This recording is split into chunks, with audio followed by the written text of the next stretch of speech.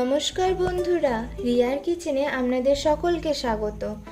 আজকে আমি সম্পূর্ণ ঘরোয়া পদ্ধতিতে এবং ঘরোয়া উপকরণ দিয়ে চিলি সয়াবিন রেসিপিটি বানানোর চেষ্টা করেছি। আপনারা অবশ্যই এটাকে বাড়িতে বানানোর চেষ্টা করতে পারেন। এর স্বাদটি অবশ্যই আপনাদের ভালো লাগবে। এই রেসিপিটি বানানোর জন্য একটি পাত্রে অনেকটা পরিমাপ গরম জল নিয়ে তাতে 1 চামচের মতো লবণ দিয়ে দিলাম। তাতে 1 বাটির মতো সয়াবিন ওই গরম জলে দিয়ে দিলাম। তারপর সয়াবিনটিকে 15-20 মিনিটের মতো রেখে দেব।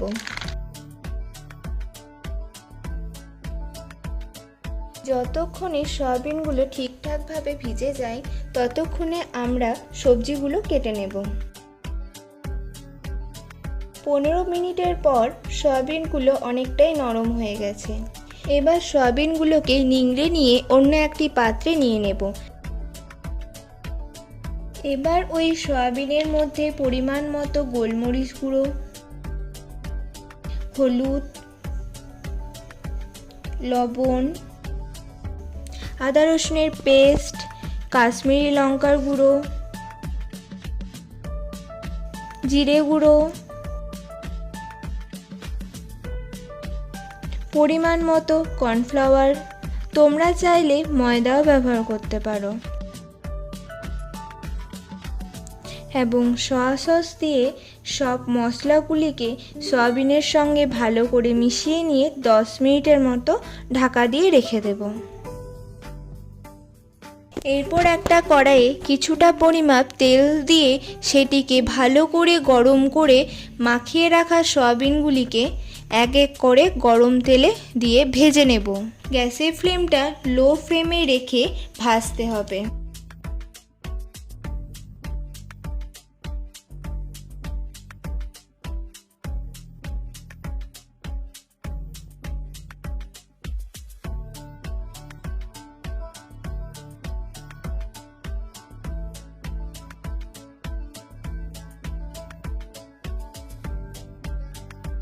একটু লাল লাল হয়ে এলে সয়াবিনগুলোকে তুলে নিতে হবে।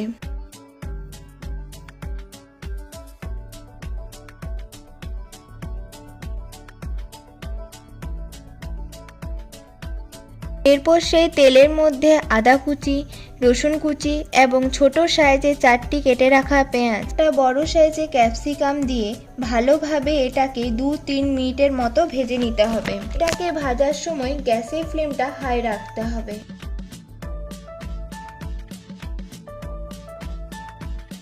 এরপর আমি দিয়ে দিচ্ছি গোলমরিচের গুঁড়ো, কেটে রাখা কাঁচা লঙ্কাগুলো,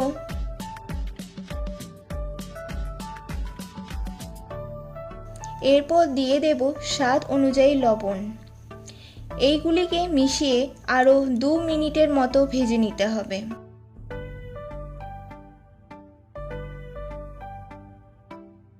এরপর 1 চামচ সয়া সস,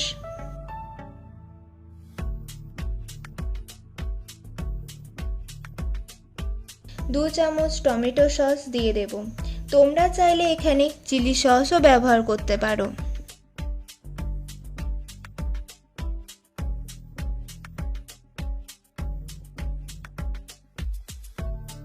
তারপর 2 চামচের মতো চিনি দিয়ে দেব।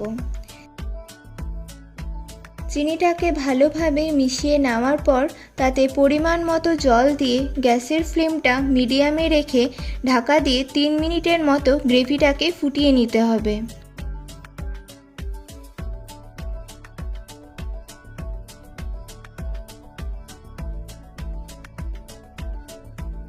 গ্রেভিটা আগের তুলনায় অনেকটাই ঘন হয়ে গেছে। এরপর ভেজে রাখা সয়াবিনগুলো দিয়ে দিতে হবে।